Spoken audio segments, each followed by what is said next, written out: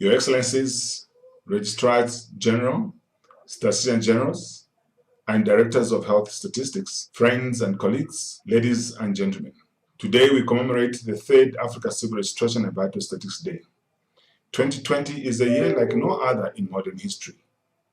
We are fighting the COVID-19 pandemic and sadly witnessing an increase in mortality and morbidity burden. Poverty levels are rising and economies have been disrupted and upended people's normal lives. But I want to first focus on applauding the hidden frontline workers in civil registration offices in Africa. From the early days of the pandemic, they have committed to register vital statistics around the clock, working odd hours, online, remotely, or in shifts. Some even working out of mobile office trucks.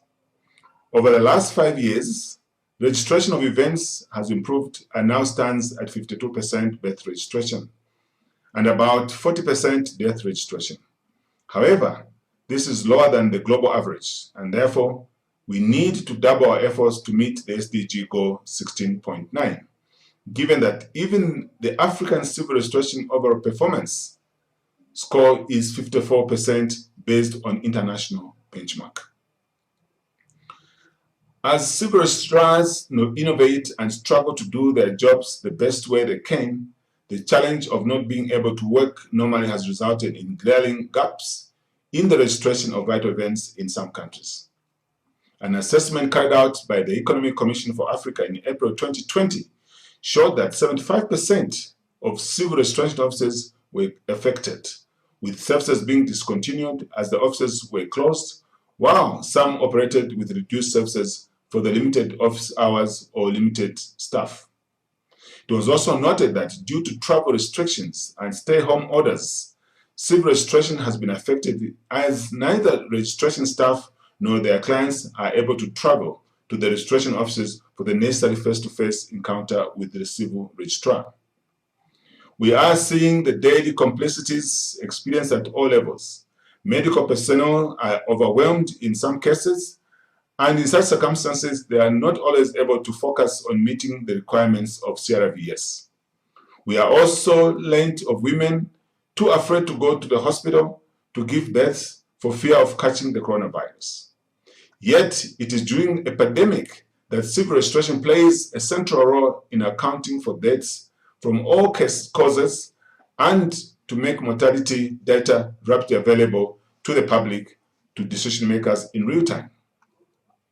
As of today, registration of deaths is incomplete in all countries except 7, which record more than 90% of the deaths.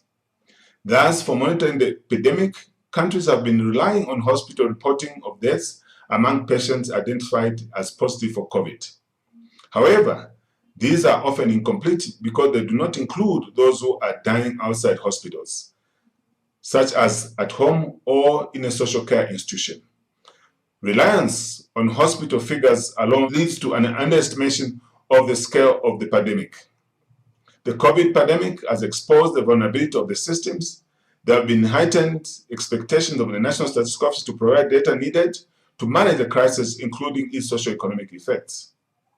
However, in 47 countries, the civil registration systems are not fully functional and have failed to provide real-time data which are required as the gold standard for the measurement of mortality in population, which is crucial during the pandemic.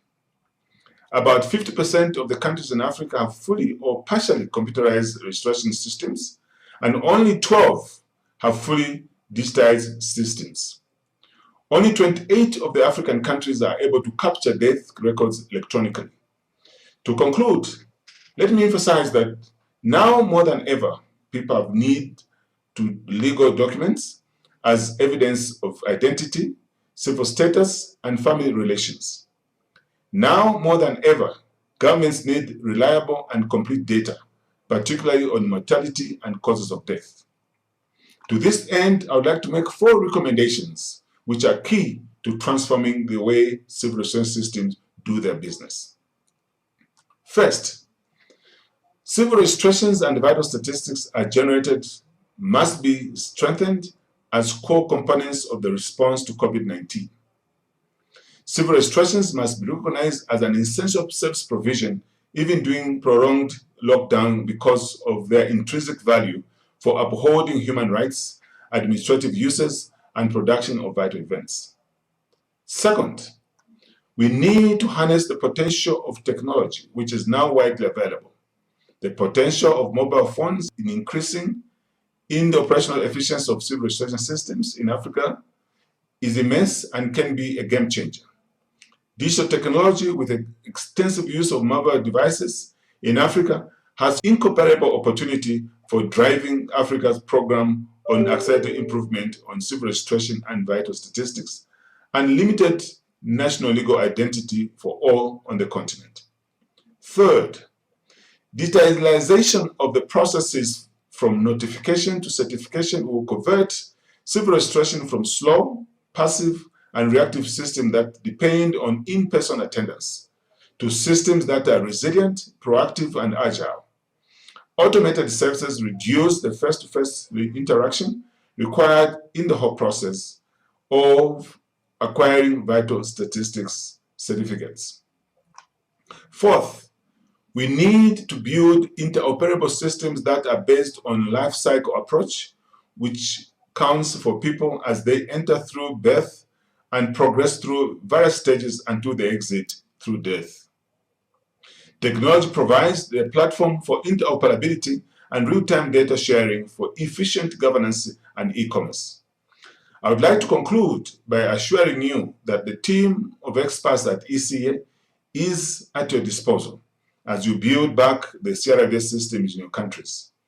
ECA has developed technical materials that will play a crucial role in civil restoration programming during this period and in the post-COVID era. Thank you and stay safe.